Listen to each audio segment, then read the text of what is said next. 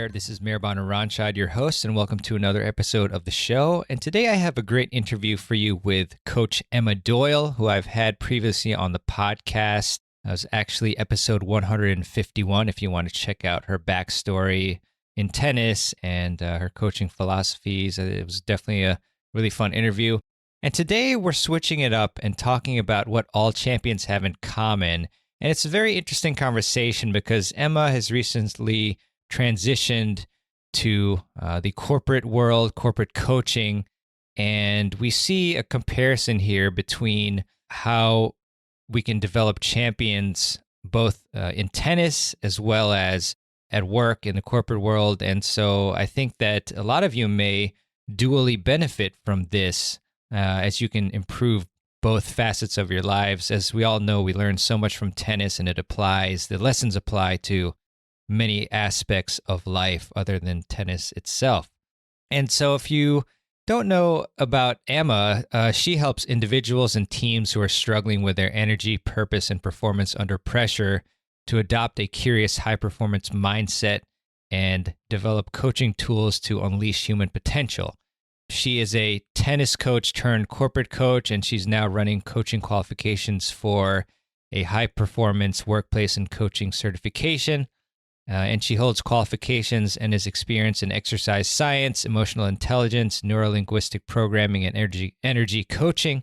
She has coached a lot of amazing players, amateurs, as well as the elite levels.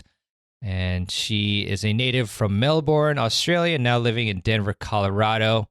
And she has also been on numerous of my tennis summits. And I don't invite previously appearing coaches just automatically. She does such a great job and has such great energy and is a fan favorite. So I have her on the summit every year. And so with that, I definitely hope that you enjoy hearing about the traits of a champion and the corporate parallels. And there's also a lot of great tips for coaches here as well. And we talk about things like resilience and purpose and just how to maximize your potential. So with that, I hope you enjoy. And here is my interview with Coach Emma Doyle. Hey, everybody. It's my pleasure and honor to have back on Emma Doyle on the Tennis Files podcast. And we're here to talk about what all champions have in common. And I'm really excited to speak with Emma to talk about, these traits that you all should definitely keep in mind and try to develop. And so, Emma, first off, thanks a lot for coming back to the podcast. Oh, thank you so much for having me. I really appreciate everything that you're doing in our industry. And I love this topic, very dear to my heart. So thank you so much for having me back. And I'm excited about Tennis Summit again and being part of that. So I appreciate you. Oh, thanks a lot, Emma. Same with you. You're doing such great work impacting the lives of many people. And yeah, it's always a pleasure to have you back on my summits every year and the podcast. And, I don't just automatically do that. I always think about who would be the best for the audience. And you always get such great reviews and comments. So really excited. Emma, I'm curious, I know that you've made a transition of sorts. So can you tell us about, you've obviously done a lot of great stuff in the tennis coaching world, and now you've kind of shifted your focus a bit. Can you talk to us about that? Yeah, I would love to. And the best way to probably explain it would be to be a little vulnerable and take you back in time, if I may, if you're open to kicking off with a story. So back in the early 2000s, I had my first ever business, which was called Tennis Innovations. And that in itself is a cool story because that tennis club was going to be bulldozed into apartments. And my first job pretty much as a head coach back in Melbourne, Australia at Oak Park Tennis Club was to create this club. I had 2 coaching clients. There were 50 members and I had to double the membership within 1 year. And so fortunate to say that business is still going strong. There's now 8 courts there. It's still called Tennis Innovations. So I'm so proud of that. But I went from 2 coaching clients to sort of 400 players playing tennis across 4 clubs each week. So that was one of my early experiences of success, right? And then, like most things, after you experience success, there's also that other side where you come crashing back down to earth. And that was, as I was building this business, I was beginning to take Australian junior teams away overseas. Now, if you can imagine, it's a long way. The flight is a long way. It's a day on an airplane, right? And all of a sudden you've got 6 girls anywhere aged between, I sort of had 12 to 15 years of age. And we would take these girls, we wouldn't go away to Europe for 1 week. We'd go away for 6 weeks. So it's a very long time for young players. I was in charge of young girls, for them to be away from home. And I felt like I would come back from these tours and I was like, why is it that I only bring out the best in half my players? Like if they were maybe a little bit extrovert or they were kinesthetic learners, I was like, yeah, you and I really get along well. And so I thought, I don't think this is for me. And I became really burnt out. So I had this successful club back home, but I was like, why am I having such challenges in this early part of my coaching career where I felt like I just couldn't maximize the whole group's potential? What happened was, and especially parents as well, I really struggled to be able to relate to all the different types of parents that I was taking away their children. So what happened was one of the most amazing things ever, which was I thought I'm going to get out of tennis because I'd been in the industry quite a long time at this point. This is sort of the mid 2000s. And so I was like, I need to change careers, because it can't be me, right? But what did I learn? I went and studied through an amazing company, which ironically is the company that I'm now partnering with, called Open Door Coaching. And I'll never forget the day when the leader of this program, Natalie Ashdown, she asked me to deliver a coaching session and I wasn't allowed to give one directive command. So I had to basically ask questions, right? The whole session. I was like, what? I'm a great coach. Like, this is how you hit a forehand, or this is where you hit the ball. So I walked away from that one coaching session and it was like an aha moment. It was like I was like, oh, wow, I have to change who I am as a coach to bring out the best in all the people that are in front of me. And it was a massive, massive moment. I found out high maintenance parents are not high maintenance parents. They're happy Monday parents because most of them are auditory digital learners. So they just require a lot of information. You just have to continually embrace them and understand them and communicate with them in a way that's going to be best for them, not communicate in a way that's going to be best for me. And so that was a moment in time. And that was a couple of years. And especially it was 1 year where I hung up the rackets completely. And then I was like, okay, I have to go back into coaching coaches how to coach because I didn't know this information. And I was still, quite a somewhat successful coach. But then I knew all this extra information about how to better communicate and how to better solve problems because I had a bigger coaching toolkit. I had a more expansive coaching toolkit. And that session where I had to only ask questions completely transformed the way that I coached tennis. And it is now even more relevant in the workplace around empowering teams, around empowering decision-making, around empowering the players to actually, under pressure, this is really important as well, to be able to solve the problems on their own. That's what I still love about the purity of tennis. So that was a huge moment in why and how I first discovered this incredible business coaching. So what are your thoughts on that? My question is, I was curious, like what are maybe a couple of questions that you ended up asking your students there? Yeah. So I moved from just a real telling and directing to becoming intensely curious. How do you like feedback? How do you, what do you need before a match? How can I best serve you? A lot of the time I've represented Australia on 20 occasions. So I moved into, including the 2018 Junior Fed Cup team. I mean, I had 3 completely different personalities. So on the side of the court, when I was giving feedback between games, on the change of ends. It was the way that I changed how I communicated with that each player. Some were really relaxed, said, don't worry about taking notes. Other person, it was, I needed to be more animated and more intense to help them with their energy because they fed off that. And then the other person, I needed to just be really sort of completely level, really calm the whole time. So I think that the questions became from a space of curiosity. Like, how can I completely understand the person in front of you rather than thinking I've got the answers? Yes, I have a lot of knowledge in tennis, but I really felt like it wasn't about what I know. And my definition of coaching, which really has been impacted by the business definition of coaching, is unlocking a person's potential to maximize their own performance. It's not how can I imprint my map of the world on top of them. Mm-hmm.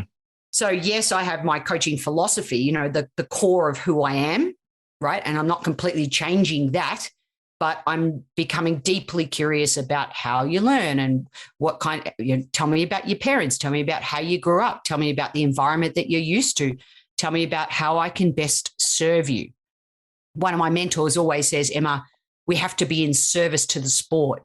We have to be in service to the human in front of us. Yes. And that now just is I call it, chapter 1, then there was chapter 2, and now I'm basically taking the concepts from chapter 1 and chapter 2 into now my chapter 3, which is in the corporate coaching space, because there's so many amazing benefits and concepts from tennis, and I'm sure we'll talk about those in a minute, that drop perfectly into the workplace, right? Because in the workplace, team members and individuals, they're under pressure. They're under pressure these days. And what's our great sport of tennis? It's how you perform under pressure on game day. That's what counts. Doesn't matter how well you play in practice, which I'll just put in there. That's a bit of a plug for my presentation at the tennis summit there, linking practice with matches, charting matters, taking the concepts from practice and from what's happening in your matches, and then dropping that so it looks like what you're actually practicing when you're training. Yeah, being specific about your training. And that approach that you mentioned, it reminded me, I don't know if you've heard of him, but Pat Flynn, he has the Smart Passive Income podcast, and he also has Ask Pat. And on that latter podcast, he actually coaches students. So he'll have like a coaching session that he creates into a podcast, but he'll always be asking them questions, all questions, pretty much no directives. So I really admire that approach. I'm curious as well, like what do you think the balance should be between directives and more question like coaching? Because you obviously, like, when you watch coaches on YouTube or like Martiglu or whoever, like they're saying do this, do that. Mm-hmm. Yeah. So it's a continuum. So I'm not saying, especially I know a lot of your audience are in the tennis world. It's definitely a continuum, and it's based on the developmental needs of the person in front of you and what you're working on. So if we look at, as a specific example, because I don't want everyone to feel like that's just a cop-out, it's a continuum, you've got to float along the continuum, right? But if we look at a specific example of a player who's preparing for an event or a tournament, the more that you go towards preparing for that event, the less directive commands are needed. So the more once you've done your preparation phase and you're in your pre-competition phase, it might be just 1 or 2 cues if you feel like the player needs something reinforcing, but otherwise it's what are you seeing? How are you feeling? Tell me about what are you noticing about your opponent, and then giving them that confidence to say, yes, 100%. You know that we've worked on that pattern for the last 6 weeks. You own that pattern. So it's really reinforcing their strengths.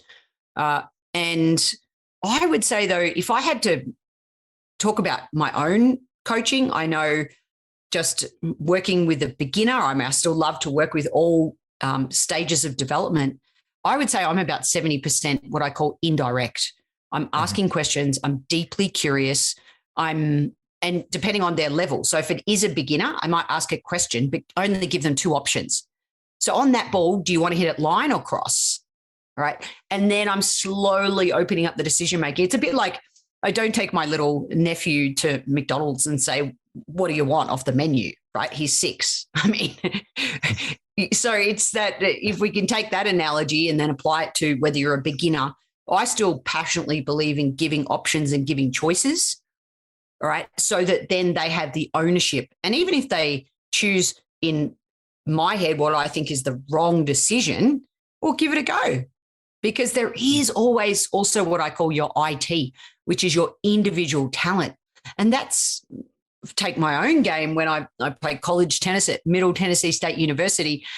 I mean, you probably shouldn't hit a drop shot from outside the doubles line cross court, but that was something, that was my IT, right? So I always give my players their own individual talent. What's your IT? Oh, my IT is my inside out forehand, heavy into the right. Well, hit that from anywhere on the court. Go for it. Even if it's not, you think as a coach, oh, that they shouldn't have played that ball on that point. Everyone's got an IT. Mm-hmm. And so I think that it's something, I do want to also mention this. When I was coaching tennis coaches how to coach in chapter 2, we did a study where we'd spoken about indirect coaching, asking more questions, and we asked them at the end of the session, what percentage they thought they were indirect versus direct. And a lot of them would say, oh, I was 80% indirect. And they were, interestingly, 90% direct. Mm-hmm. And so a lot of coaches might say, for example, hey, make sure you step forward when you have time to take your forehand down the line if you're right-handed player, right, on the juice side of the court. And then 2 seconds later, they'll say, hey, what have you got to remember about your left foot when you're going down the line? So that's a memory recall question. That's not actually a discovery question. It's not an open question. So I think if I could encourage coaches to do anything, and the minute I stepped out of tennis, this is when I learned this, is get really, really great at asking better questions and open questions and based on the developmental needs of the person in front of you, and questions that empower and ignite curiosity and problem solving. Because at the end of the day, tennis is a problem solving game. And if you don't have those skills and resources, especially from a young age, and I mean young, you might be a 40-year-old person who's just taken up tennis and you're listening to this. Yes, you're at the early stages of your tennis playing journey.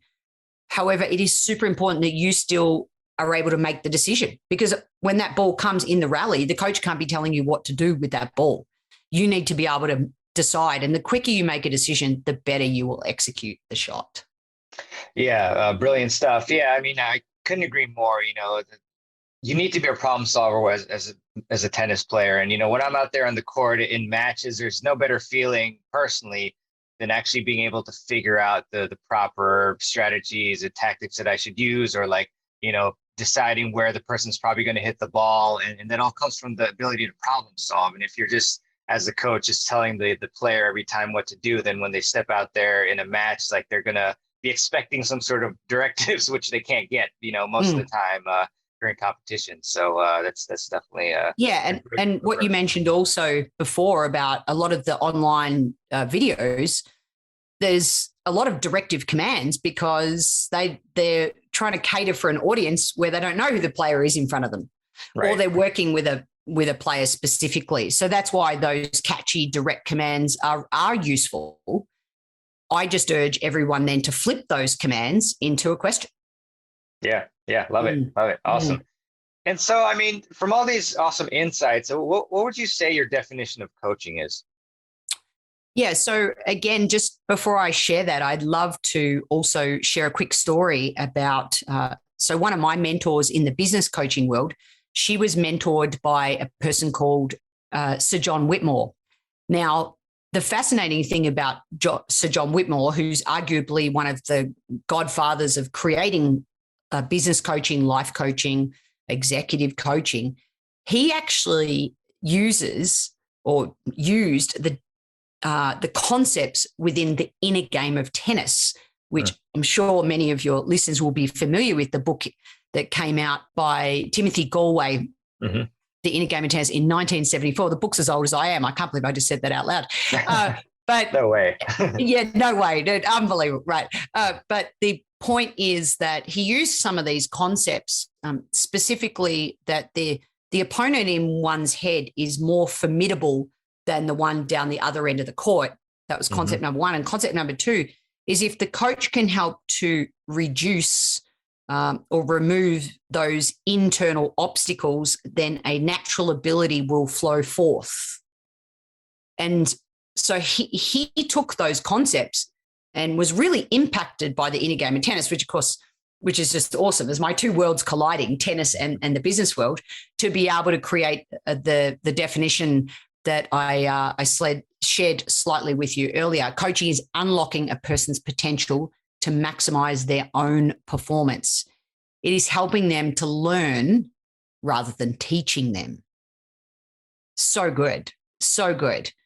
And the more that everyone listening can feel this unlocking within themselves, I know a lot of your audience are actual tennis players as well. The minute you feel like, oh, yes, I'm unlocking this within me. I now know at 4-3 what my game plan is or my go-to strategy, then there'll be the confidence that comes with that is a natural ability will then flow forth. Because as you know, being able to play in the present moment is the ultimate. So we think between points and then we want to just be. We want to trust our instincts, our intuition, and let that natural ability flow forth because we've done the preparation, because we've done the training. And the more a coach can help somebody learn rather than just purely teaching them, I think that's the ultimate. And there was a great Australian football coach. His definition is coaching equals teaching plus people management.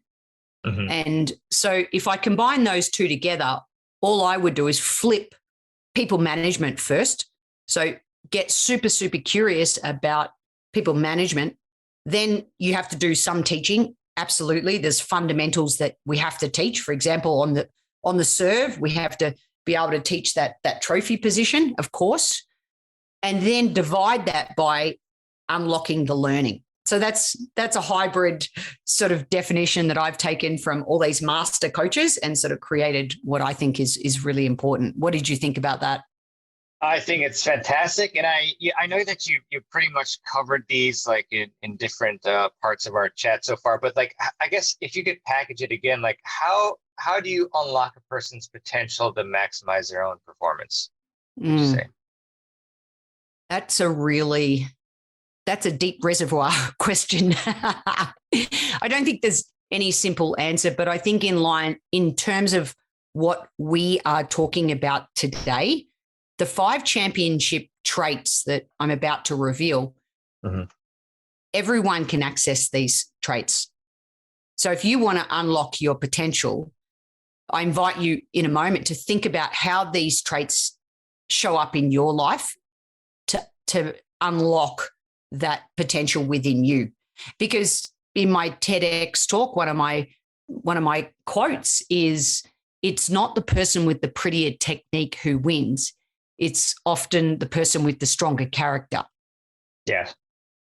So if you want to unlock the potential that lives within you, how can you strengthen your character? And one of the ways is to compare yourself, have an honest assessment. I mean, no one needs to know your answer, or maybe share it with your coach.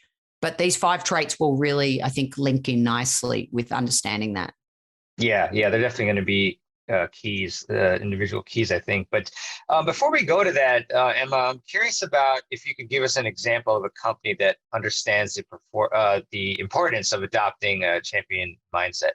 Yeah, I would love to. So I have the fortunate experience of, in Chapter 3, moving into executive coaching, and I was coaching one of the managers at Uber, company Uber. Very cool. And a great company. And I was looking at their values. They just redid their values last October. And I absolutely just really resonated with their values. They're catchy. They have tangible behavioral traits linked to each value. And interestingly, especially based on the topic that we're talking about today, their number one value is bring the mindset of a champion. So they acknowledge that if we understand what champions have in common and how you can bring that mindset back to their company, that's what is their number one value. And more specifically, I'll read out exactly how they define that. Is our ambition is what drives us to achieve our mission. How we define a champion mindset isn't based on how we perform on our best days. It's how we respond on our worst days. We hustle, embrace the grind, overcome adversity, and play to win for the people we serve because it matters. And they also, I invite everyone to check out the rest of the values. You know, two of the others that come to mind are great minds don't think alike, and see the forest and the trees. So just a couple of other little values there that are so catchy, and they really are serving the greater good and the population. And if you even look at how they define their values, it's basically the mindsets we embrace. I don't remember exactly, but the choices we make and the actions we take, or something along those lines. So they understand that it's not just once you've got the mindset of a champion, then you can make a choice so that you can take action, which I'm all about. Action is far greater. Taking action on just listening to this podcast and taking even one of the 5 traits and doing something about it is the difference between people who are successful and those who aren't. 100%. So the first part of the mission statement, our ambition is what drives us to achieve our mission. I'm curious, how do we get ambition, or where does it come from? Because I feel like that's a lot of people even lack that. They feel unmotivated and so forth. So where do we get the ambition from? Well, this is actually, I'm glad you brought this up, because I can't begin to tell you in the last couple of weeks how many times that's come up in terms of in the workplace. Leaders are overwhelmed, exhausted. They're struggling with their energy. And even back in Australia, some of the clients I'm working with, they've just come off summer holidays and they're coming back to work exhausted. So one of the big things around that, I'm going to say quite simply, is even the best players in the world have a coach. If you are struggling with your energy, and that's one of the things that I coach on is energy, you probably imagine why. It's always come to me naturally. However, I have to work at it. This is the thing with energy and energy management, because energy is tapped into your ability to take action. And if your ambition is too vague, or you don't really have a specific direction and a purpose and a mission that you're going towards, then your energy will struggle. One day you'll feel motivated, the next day you won't. It's a bit like New Year's resolutions. They're great for about the first month, and then that's it, because there has to be an emotion tied to the ambition. So make sure that you get a coach, and make sure you work with that coach to focus on something that's bigger than you. The minute you have something bigger than you, so it's not just I want to move from a 4.0 to a 4.5. Okay, well, that's great. But if you can attach an emotion to that, how that's going to make you feel, or if you could be in service to the club, because that's going to increase, the club membership, or that's going to help you feel like you're a part of the club. So, belonging's the fourth human need, such an important trait. So if you can connect to something higher and work with a coach to do that, that will really align with a higher purpose. Emma, what would you say that yours was, like when you were playing tournaments and all that? My ambition? Yeah. So now you're asking me to go back into the pre-coaching chapter, turning back the clock. It was definitely the moment, well, with my tennis playing career, interestingly, I at 12s wasn't that great. So I never I represented my local region, right? But I didn't represent my state. I didn't represent my country. But the one thing I did at 12s is I kept playing. I really enjoyed, so there was an enjoyment of the sport. Mhm. And it was because the club environment was so fun to be at. We could rock down to the club and we could practice with players. Interestingly, just a total side note, but my best friend from Australia, who I've known since I was 8, we grew up playing tennis together. He's actually arriving to Denver tomorrow to come and see me. And so we've been lifelong friends since we were 8, and he's coming to town. I wonder if we'll get on the tennis court, actually, see how he feels. But he then went on to, side note, play for the Dallas Mavericks and then the Chicago Bulls and in the Wow. NBA and the NBL. So he didn't take up basketball until he was 17. So he was a high performance junior. So there was this amazing club environment. And then what happened was I actually wasn't that tall and wasn't that strong, but then I slowly caught up in size as in my teens while everyone else was sort of dropping out. So all those early specialized tennis players who were killing me in the 12s, they were either quitting tennis or they weren't enjoying it as much. And I was just loving it. So there was that emotion because I was getting better, because I was getting stronger, tall, etc. But the moment that I came to America to play college tennis was the moment that I realized what my ambition in tennis was. And that was to play for my team, to represent my team. And like when I coached for the Australian junior, when I put on the Australian tracksuit, there's no greater emotion to represent your country or to represent your club. And so what always drives me is the harnessing the energy within individuals to bring out the best within a team. Love that. So Emma, I'm curious now to really want to jump into those traits. I want to ask you what are the champion traits and also the corporate parallels as well.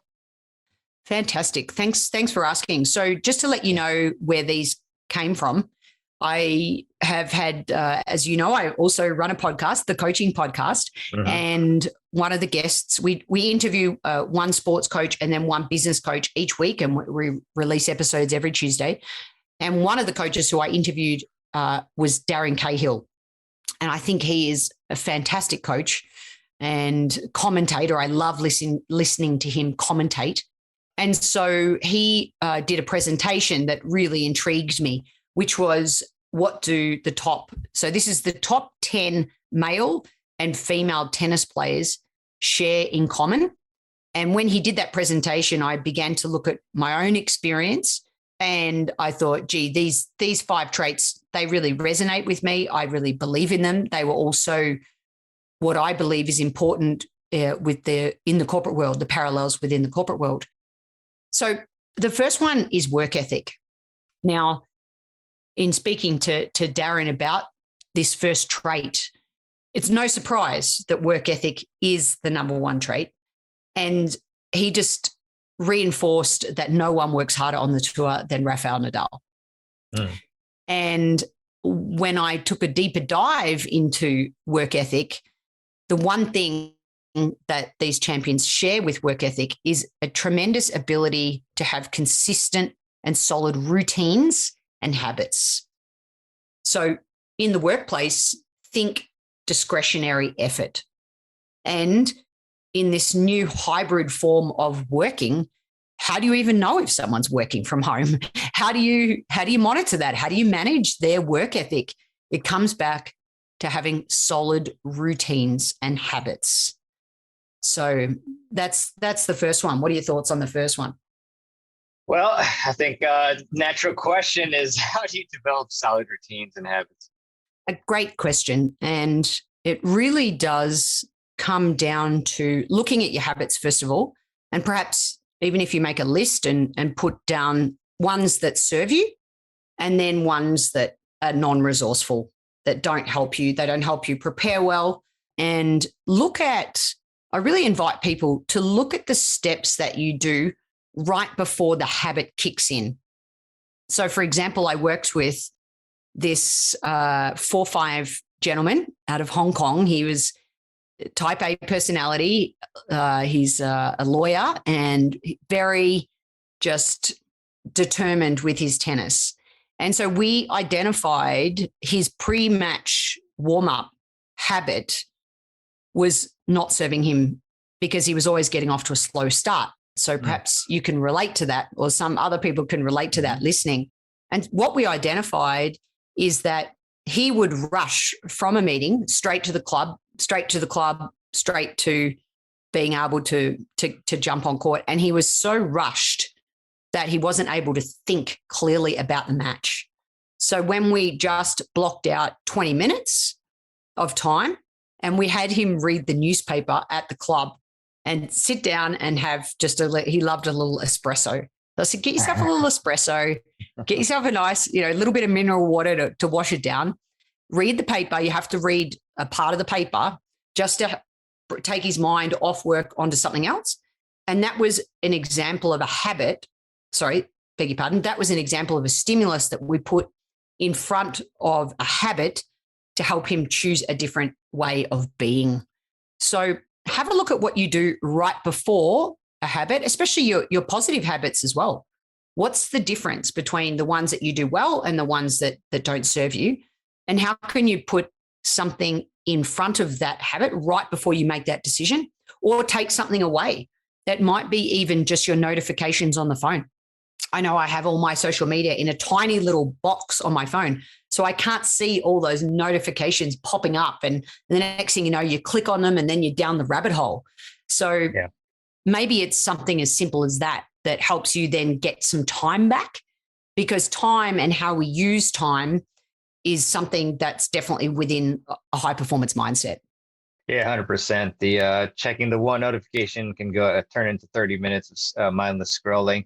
And so another, I guess, on that topic, I was speaking with Robin Montgomery a couple of weeks ago, who she won the U.S. Open Junior singles and doubles, which was amazing. And she mentioned that she also struggles with social media as well. But, let's say also with that replacement technique. So a lot of times I think people will grab their phone when they're bored. So would we then just kind of try to replace that with some sort of game or note taking or crossword puzzle or something like that? Is that kind of what we want to do?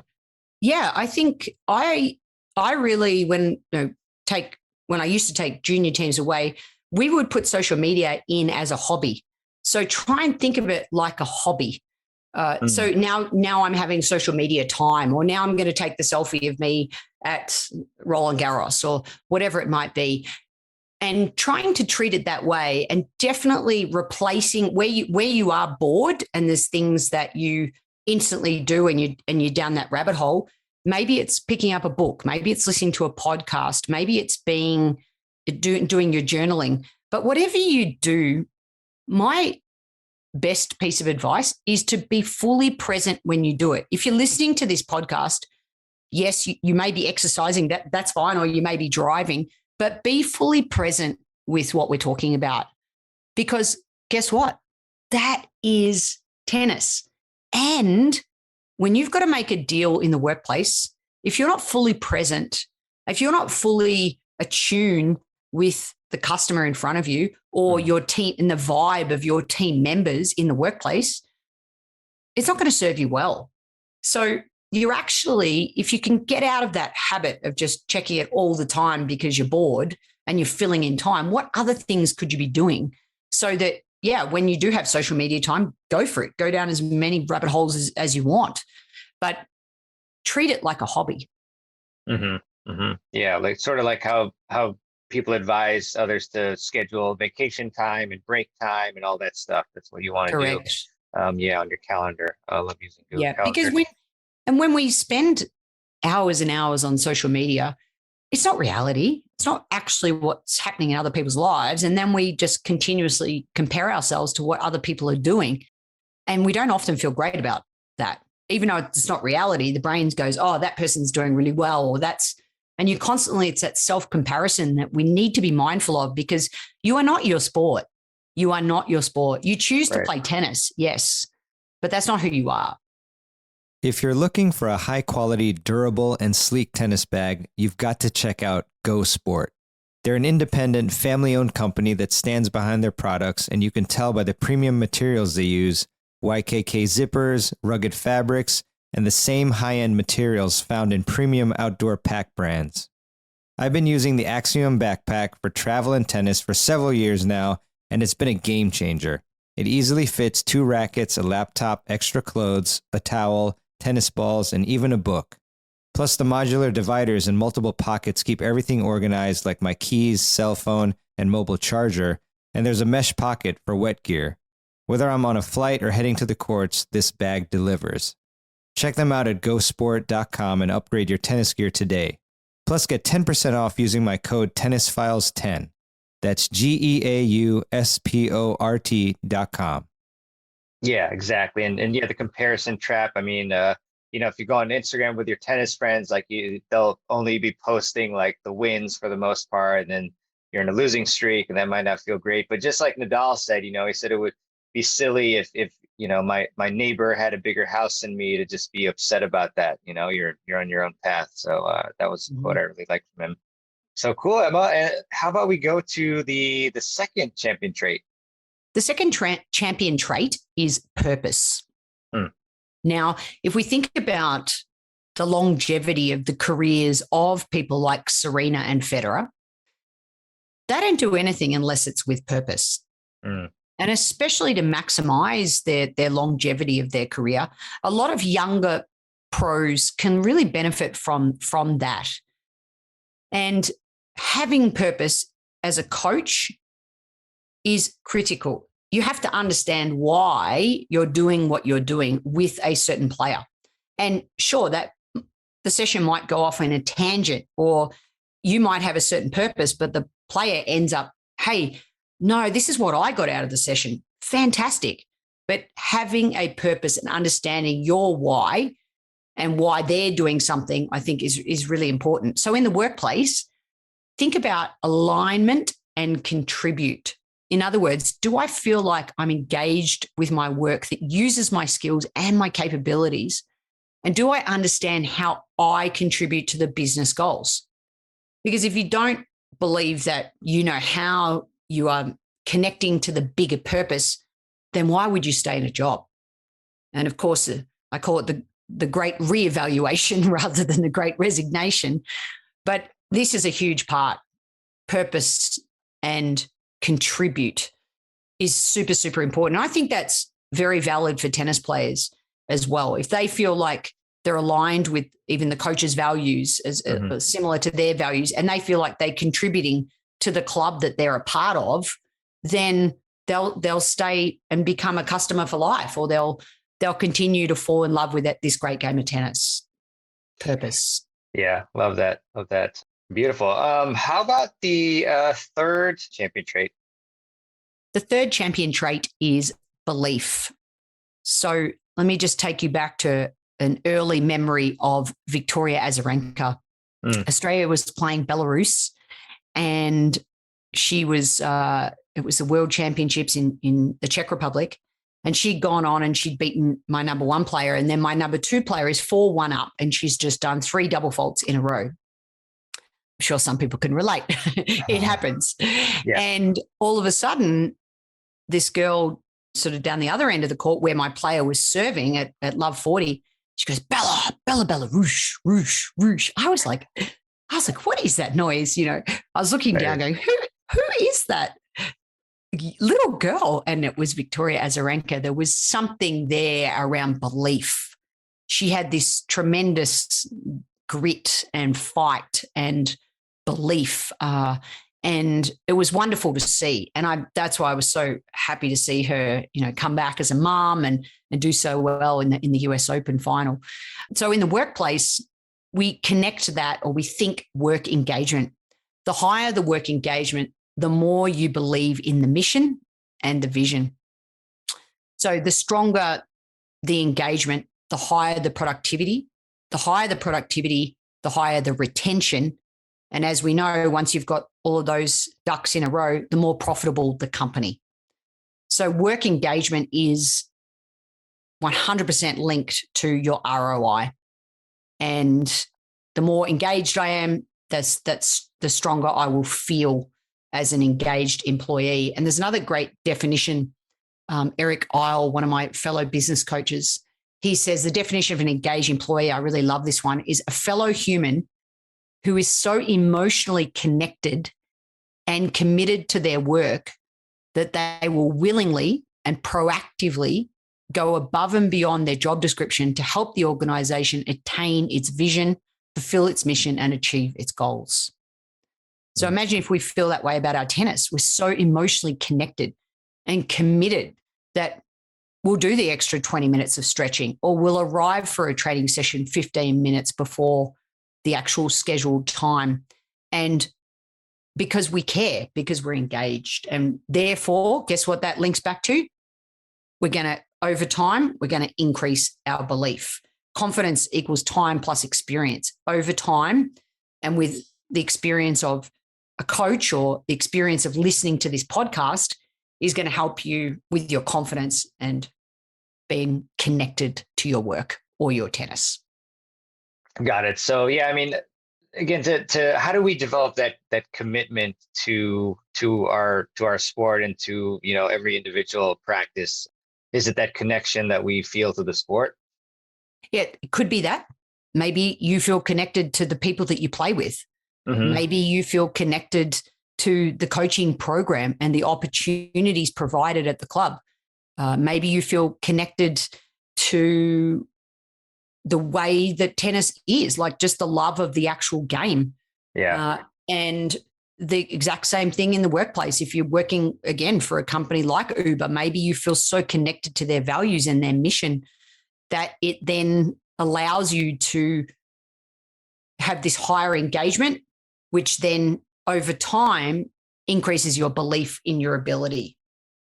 So I really believe that. I don't believe one day you feel confident, the next day you lose that. It's you build it like layer by layer by layer, right? You only lose your confidence if all of a sudden, let's say you're a 3-0 and someone's put you in a 5.0 team where you've jumped out of your comfort zone, and therefore you haven't had enough time and experience to build, to work yourself along the continuum of self-improvement. And that's where you're not going to, and then all of a sudden you're going to lose your confidence and you're going to be very disengaged very quickly. So stretching your comfort zone helps stretch your belief. I call it the onion model. You know, imagine an onion, and in the middle of the onion, you've got 3 core superpowers. They're the things that you know that you're really good at. Then just stretch yourself one layer at a time, and that's how you develop your belief over the journey. Love that. Yeah, you've really made me reflect on myself and in respect to these traits. And yeah, with tennis, it's very powerful for me. I mean, there's something innate within the game that makes me really enjoy it, but also there's a community aspect of all the people that I know in tennis, and then the USA leagues, being on the teams, and the social aspect, and also, you know, just playing, you know, tennis with my dad, you know, because at a very young age, remembering that competitive aspect, I really enjoy that. So it's got a spell on me, Emma. And that's what we hope for everyone. That's what and that's what I'm sure companies want for their employees, rather than throwing the values sort of in their face and saying, you know, you have to believe these. I do a lot of work with companies as well in unpacking the values of the team. So they have their own values that then align with the company's values, and they feel connected. They feel connected to that. And I think that's really important. Yeah, it's so cool to see how these traits apply to both tennis and the corporate world. So super cool. And yeah, I guess we can go to the 4th trait. The 4th champion trait is resilience. Whoa, we heard it even in the Uber values, didn't we? Overcome adversity. And let me just say, the tennis player example that I'm going to give is somebody who I've had the opportunity of working a year and a half on her mindset. And many of your listeners, I'm sure, won't necessarily know of this name, but Jamie Fullis. She's a young Australian tennis player who made the final of the mixed doubles at the Australian Open this year, 2022. And it was so wonderful to see even in her young career, she's had a number of challenges that she's been able to overcome. And it was, just so great to see her make the final, because as you know, sometimes if we do well in doubles, it can tremendously help our singles game and vice versa. But just being in the tournament, being in a final being in the back end of a second week of a Grand Slam does tremendous amounts for your confidence. And one of the techniques that we did when we worked together that she still uses today is what we call the micro snap technique, where she's allowed to let her emotions come out. You know, she's part Greek, right? So she's allowed to, she lifts, imagine a rubber band around her wrist. When she lifts it, she's allowed to be, if she's missed that easy ball or there's been a buildup of tension and then when she lets it go, it sort of snaps down and hits her wrist. And she says, snap and stop or whatever the word is. And if that needs to be a bit aggressively and if it needs to be out loud or in her mind's eye, go for it. And then she replaces that with her anchor and her affirmation. Hers is, I am ready. So when she touches that dampener, she's, I am ready. And she's bringing herself back to the present. Now she can continue on with her between point routine. So I really love, that's called a micro resiliency technique. And being able to have micro moments of resiliency and macro moments of resiliency is really important. Because in the workplace, think about stress and your intent to stay in the job. So in other words, do I believe that the amount of stress that I experience is reasonable for me in the role that I'm doing? And if they don't believe it's reasonable, even though they might have high work engagement, etc., if they believe that the amount of stress is not reasonable, then they will leave the job. So there's a direct correlation between stress and intent to stay. If we don't teach resiliency techniques, macro and micro, and we don't give actual practical strategies on people being able to release stress, then it will play out unresourcefully. It will not serve you. And I'm a big believer that the mind and the body are just intrinsically linked. So this trait, out of all the 5 traits, if people can just take this one trait and have a real honest self-assessment of their ability to get over themselves, because I'm sure you'll agree. And I remember this when I was playing and even when I coach at a high level, it's often our ego that gets in the way. Like, for example, I worked with this one guy that he said, in the first game, if I drop my serve, because I should never drop my serve is so big that I would then lose a set. And I was like, what? It's the first game. And his ego was getting in the way and he had 0 resiliency strategies. So I think that that's really, really important. And how that relates to the workplace is the way of the future, because as I mentioned earlier, people are tired, people are overwhelmed, and especially managers and leaders are often picking up a lot of the work from other members of the team and they're exhausted. A lot of the time when I speak to my executive coaching clients, they just want to offload. They want to I'm like, hang on, I feel like hang on a minute, but 45 minutes of them offloading is like the best therapy not therapy, I should take that back, but the best coaching session that they could possibly have.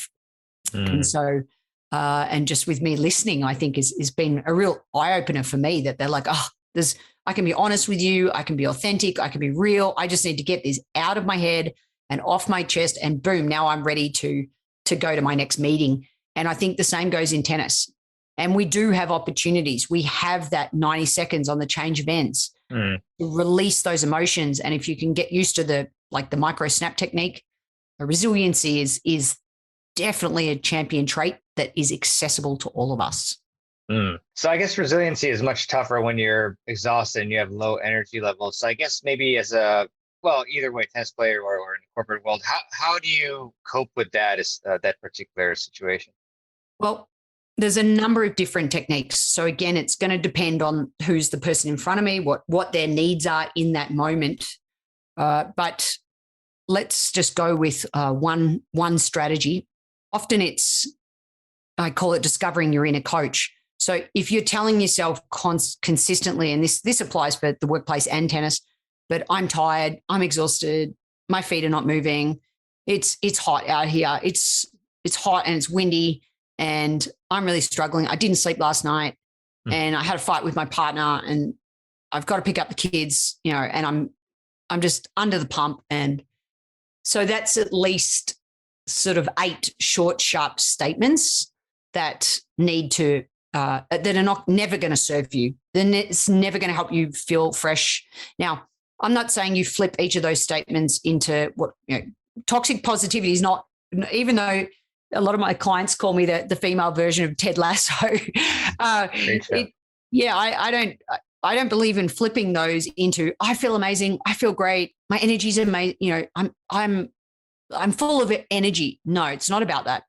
It's about flipping what we call reframing those statements into empowering, short, sharp statements. So rather than I feel tired, I'm in the present moment and I choose to do the best with the energy resources that I have right now. I believe in me. I realize that the conditions are tough today and I thrive in tough conditions. And I acknowledge my reality, which in other words, maybe you haven't, yes, it's true that you've only had 3 hours sleep. So I acknowledge my reality, and can do is my middle name. I've got this with all the resources that I have right here, right now. That's what I've got. And I choose to maximize them in this moment. So that's just a quick story. So imagine reading that story. There was actually reminds me of a club I worked with in Atlanta, and they were having a lot of problems. They had a new coach. And so they had all these like, our old coach told us this, but our new coach is telling us this. And I get in trouble for standing in no man's land. And I don't even know where I'm meant to return the ball when it's an important point. We are totally confused and we don't know what to do. So we worked on those things. We flipped their story. We laminated it. We took a photo of the team, and they had to read it out before every one of their ultra matches before they went out on court. So we just flipped the script. And again, we didn't flip it into being unrealistic. We didn't flip it into some positive version that's like, not, people are going to go, yeah, right, that's not true. We actually dealt with the problems at hand. So, for example, court positioning was the theme for the next 2 weeks.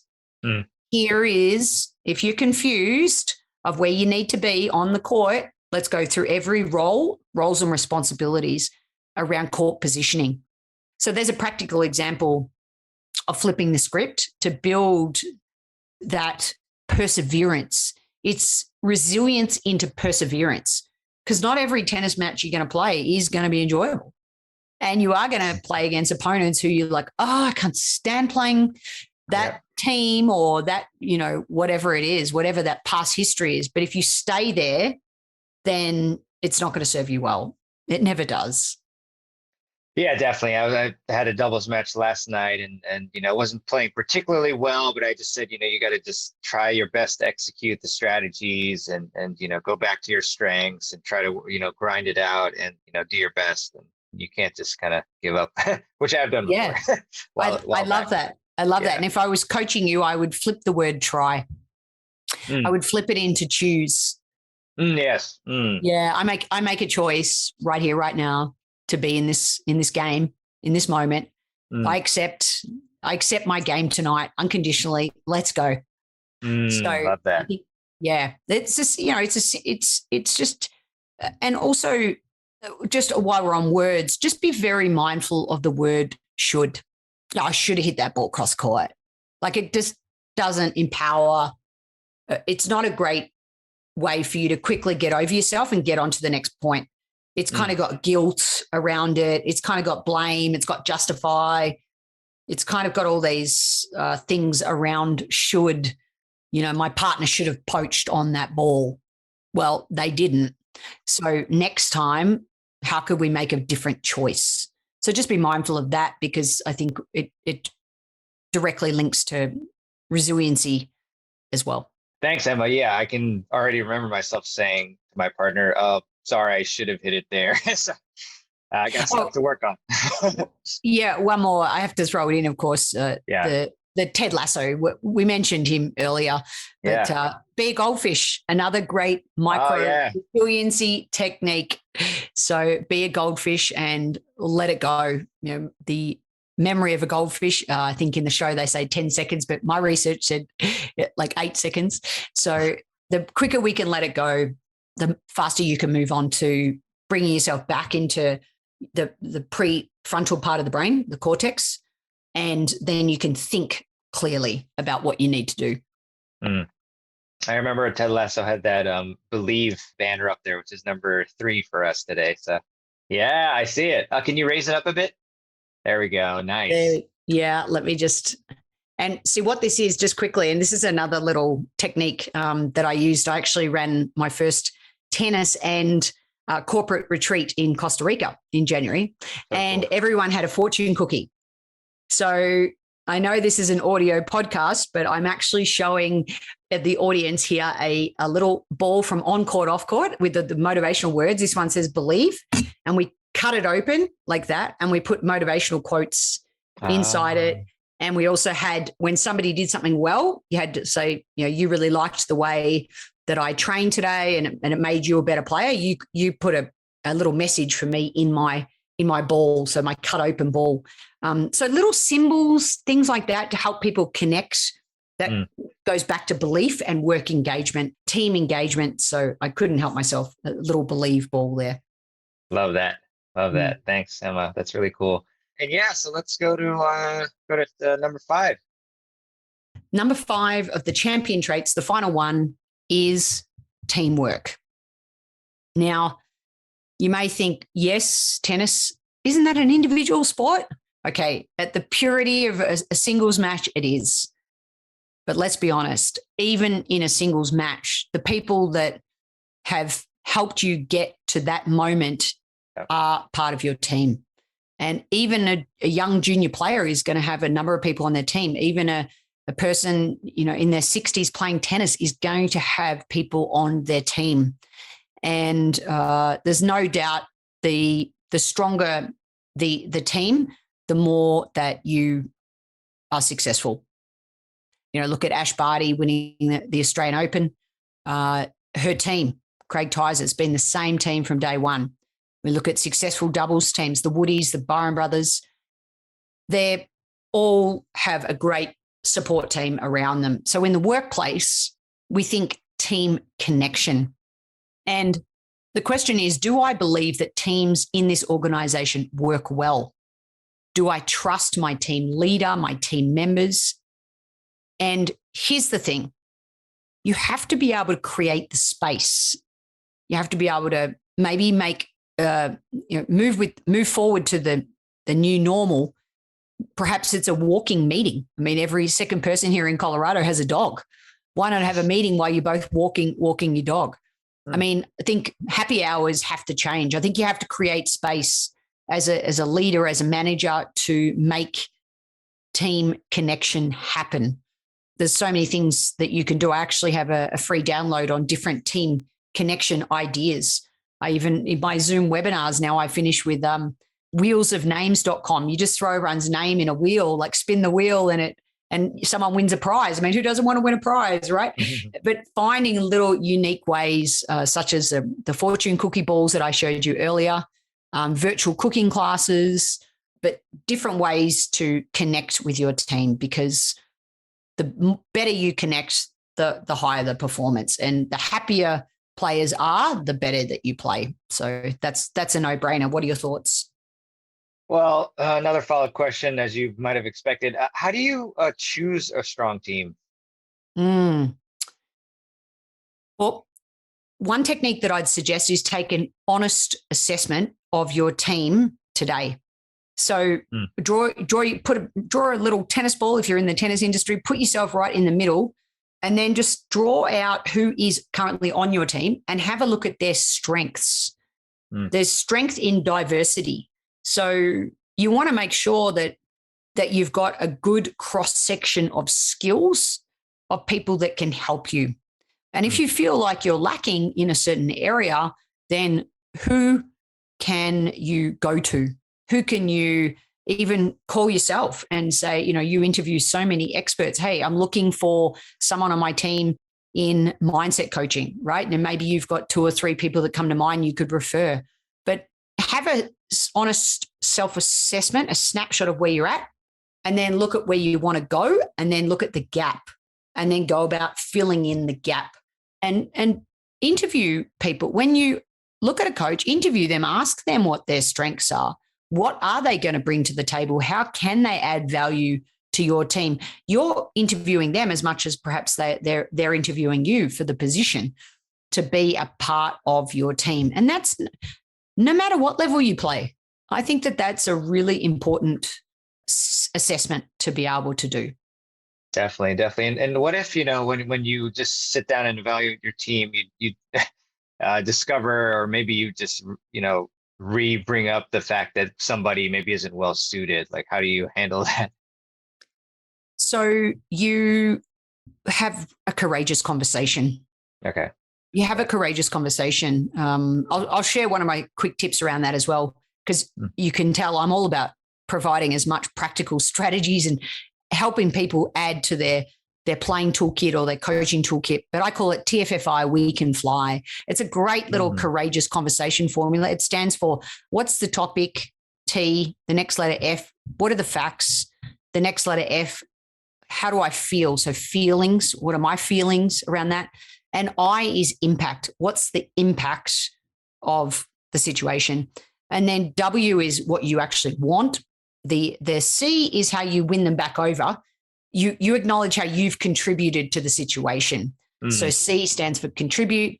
And then the last W is way forward. So moving forward, we're going to part ways, but I hope we part ways on a beautiful note. And I hope that in the future, when we see each other at tournaments, that we can stay connected. But it's time for me to move in a different direction. So topic, facts, feeling, impact. Take a breath.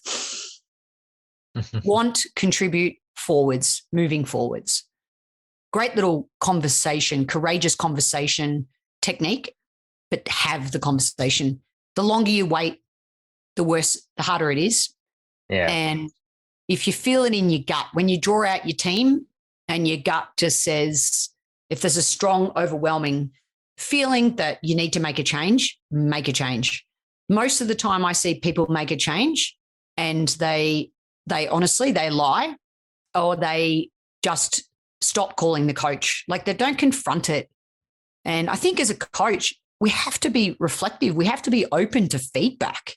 And if someone leaves you, wish them well. Like, that's a good thing. Maybe it opens up space in your own life for a new client maybe there's a better fit there. So I just wish that people would have the courageous conversation a bit more often than just lie to the coach and say, see you later. Yeah, definitely wasting time there. But it's tough, but you gotta be courageous. Love that. It's not easy. I acknowledge that too. It's not easy. And the only reason I'm much better at it now is because I got out of tennis. When I got out of tennis, the earlier story, that's what catapulted me back into it, because I knew that I had to get better as a person and be more courageous rather than a people pleaser. Just say yes to everybody, as we know that doesn't serve you well either. Yeah, that's the one thing with me that I still am trying to provide more balance to myself. Good stuff, Emma. So, I mean, what do you think the way of the future is going to be for coaching? Well, I think that the way of the future is for everyone to have a think about, do they have a coaching culture in their workplace? And from a tennis perspective, equally, do you have a coaching culture where you are encouraged to problem solve? Are you encouraged to think independently? Are you encouraged to make your own decisions, to unlock, remember, the potential that lives within you? And the way of the future, I passionately believe right now in this workplace where people are exhausted and they're low on energy, is the coach, the manager as coach, and the leader as mentor. So I have actually created a brand new word. I call it a couture. So it's a coach and a mentor together. And I think knowing when you need to wear that mentor hat, I mean, sure, you've got a new team member that's just joined your company. You're going to have to do some directing, some telling, some mentoring, wear that mentor hat. The quicker you can release that mentor hat and put on your coaching hat. So the coaching culture isn't just how we do things around here, but the coaching culture is actually a culture of listening, is a culture of asking questions, is a culture of igniting curiosity. Then you'll be able to solve bigger problems. You'll be able to delegate more as the leader. And I think this is critical in this hybrid world. So no matter if you're a tennis player or you're a leader in the workplace, I'd love everyone just to reflect on whether even the coaching that they have as a tennis player, do they have that culture? Do they have that coaching culture within that workplace? What are your thoughts on that? Well, one specific question is, you talked about you need to become a better listener. How do you become a better listener? Great question. Accessing your intuition and being fully present. What does the first part mean, or how do you do that? Yeah.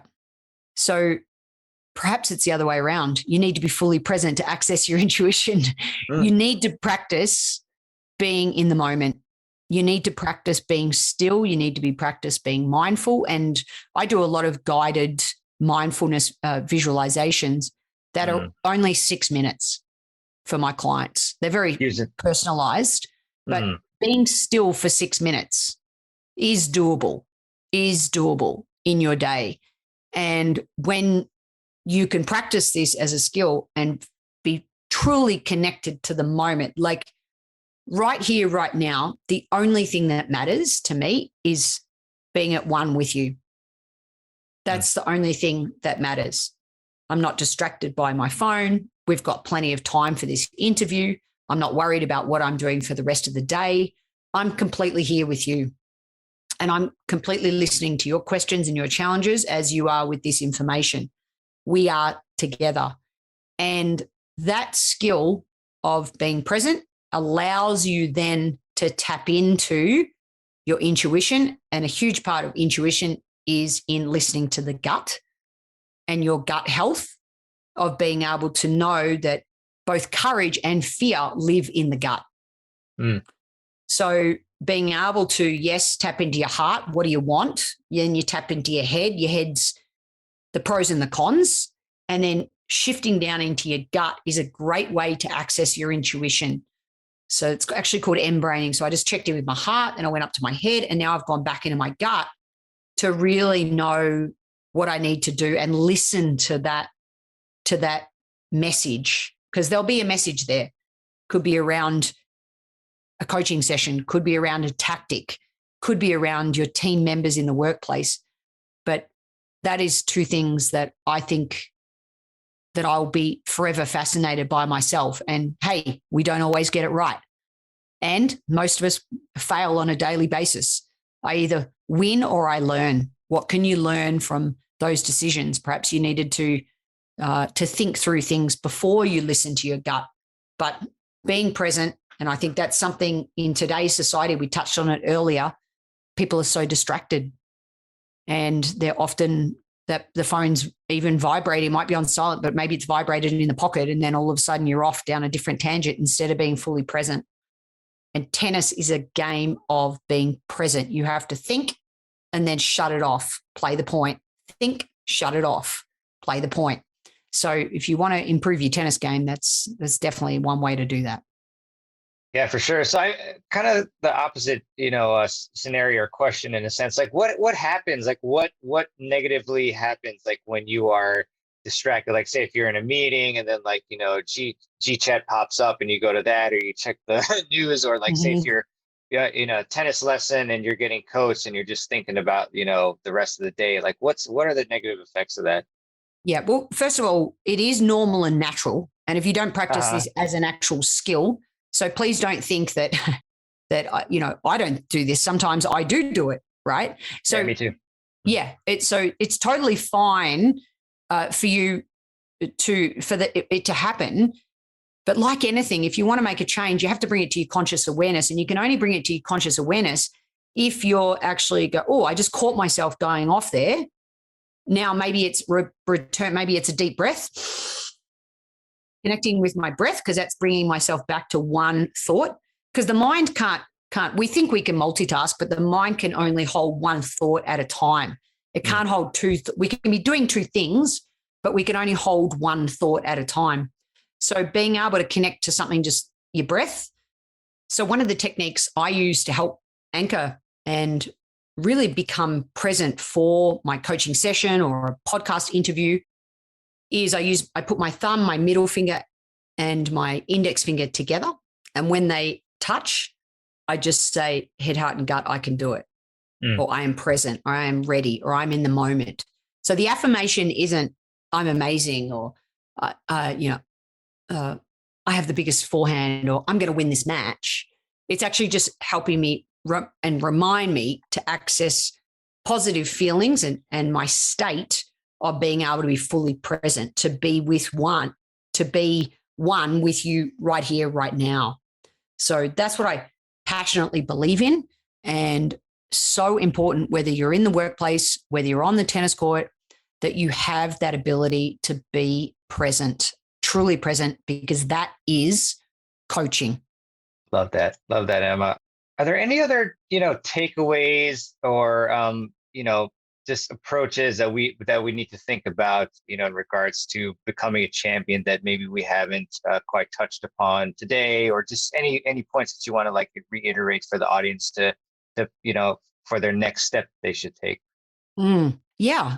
Well, I guess just to share a little bit, I'll do that in a minute, but just to share, sure. I guess in my chapter 3 for what I'm actually doing now, and that might help open up some insights around that. That is, I'm taking the concepts of tennis and especially high performance and dropping those into the workplace. So as you know, I have a podcast called What Makes a Great Coach.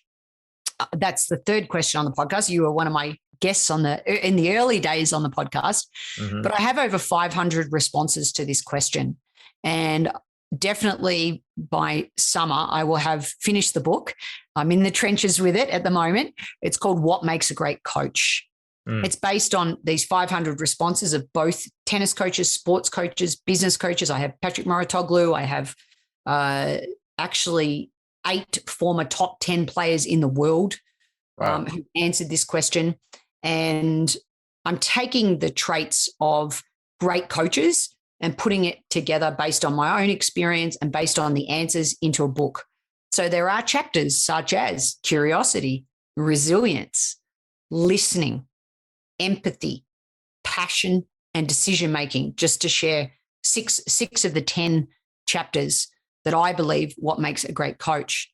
So if you're a player listening, I'd love you to think about what makes a great player, and also what makes a great coach that you're seeking out in the person that you work with.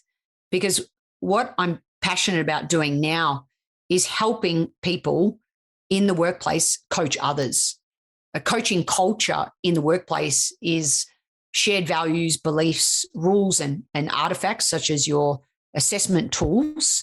Strength scope is one that I use, plus coaching skills is what equals a coaching culture. So I'm excited to be running I mentioned earlier, the Open Door Coaching Group. I'm using Australian methodology of coaching, and for the first time, actually bringing that to the United States. There's a couple of courses that I'll be running. The entry-level one is called Leader as Coach. And the one that I'm super passionate about is called a high-performance workplace coaching certification. It's recognized by the ICF. So you can go on to become a registered coach here in the United States, or perhaps you're within a business, you might be a leader within a business. But this certification gives you coaching tools, gives you all of that ability to be able to create that coaching culture in your workplace and perhaps even within your team.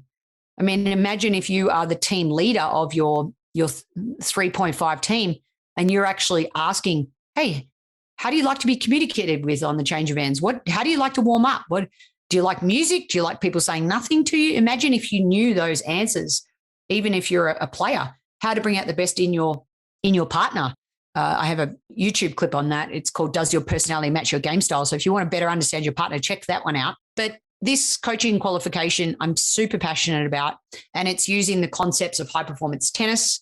And we're actually running our first one in March. So if anyone's interested in that, I'm doing a once-off only special for people to attend this course, because it will be the first one in the United States. I'll only discount it just this one time. So if anyone is interested in wanting to know more, then we'll pop the link that you can download the brochure and you can jump on my calendar directly and book in an appointment to learn more about this course. Or perhaps you've got a leader or a manager that you think could benefit within your organization. I would love to help answer any questions that you might have. So please take action. The ball is in your court, as I always say. But if there's one thing that you can do and take inspired action on is write down those 5 champion traits and give yourself an honest self-assessment of where you're at now. And perhaps even I encourage you to do that within your own career or your workplace or for your team. Think about those crossover corporate parallels. And maybe it's just a simple marking system. Could be high, medium, low, or could be 1 through 5. And give yourself an honest self-assessment. Look at where's the gap and think about where you want to go, and then get yourself a coach to improve in that area. Love that. Appreciate that. And also, you mentioned the inner game of tennis. Any other books, and they don't have to be specifically tennis books, that you think our audience should check out? Yeah, sure. So let me just pull up my little list right now, the ones that I'm fascinated by. So a couple that I'd recommend is one's called The Leadership Circle by Robert Keegan. So I think that one is, any leaders out there, I really love that one. There's also Helping People Change, and that's by Richard, I'll spell it, Boyatzis, and Servant Leadership, David Marquette. So I think, he's all about leadership is an intent. The Tao of Coaching is another one. I forget off the top of my head who wrote that. And I also just do love Who Moved My Cheese. One of my first early coaching books that I read. So there's 5 recommendations that I highly recommend people check out. And I also have recommended all those books not in tennis, because the business world can teach tennis players so much, and tennis players can teach the business world so much. I passionately believe that. That's what my podcast is all about. It's pretty much one tennis coach and one business coach each week. So check out 1 or 2 of those resources, and of course, the coaching podcast, and of course, this podcast as well. Some of the things I'd highly recommend. Awesome. Appreciate that, Emma. And yeah, we'll have all the links to all of these resources in the show notes. How about as far as people who want to connect with you, to follow you, like where's the best place or places to do that? Yeah, so my website is emmadoyle.com.au. So that's very much the corporate world that I'm in. For any tennis coaching resources, it's acecoach.com.au. And then if you're interested in all my social media links, I also just have a link tree, which is linktr.ee/Emma Doyle, III, inspire, improve, impact. Love that. Awesome. And I guess to close it off, Emma, what is one key tip that you can give us to help us improve our tennis games, and perhaps also other aspects? Take a deeper dive into the resilience trait. Take a deeper dive into that. So just to reinforce everything that we've said here today, but that one is one that I'm seeing come up time and time again. And practical strategies. A lot of people just say, just get over it, or just be positive, or just be resilient. Well, you can't just be resilient if you don't have any tools. So access a coach, a mindset coach, or somebody who can help you with those tools, because at the end of the day, it's not the player with the prettier technique who wins, but the player with the stronger character. If you want to develop that character, develop your micro and macro resiliency skills and get yourself a coach, because having a coaching culture in your life is the way of the future. Even the best players in the world have a coach. I'm sure you have a coach, and I have a coach.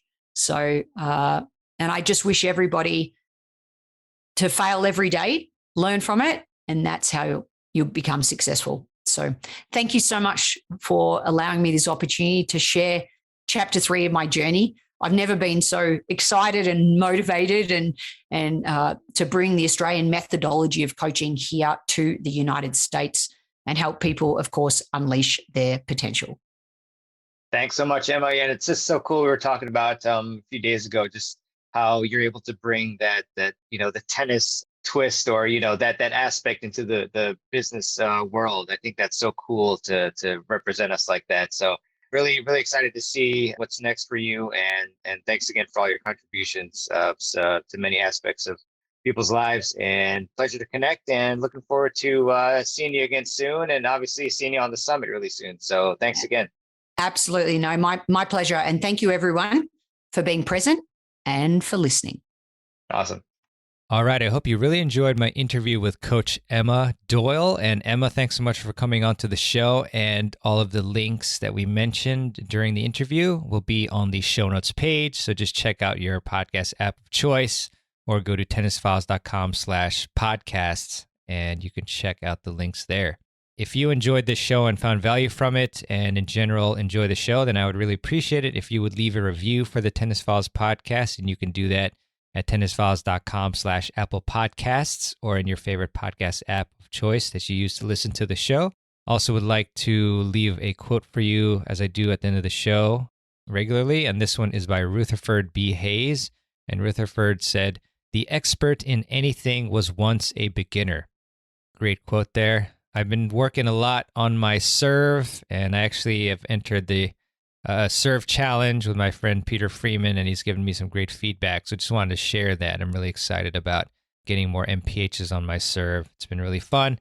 But with that, we've got some great interviews coming up for you that I think you'll really enjoy. But in the meantime, hope you get to play a lot of tennis, be safe, and keep improving your tennis game. This is Mirban Aranshad signing out.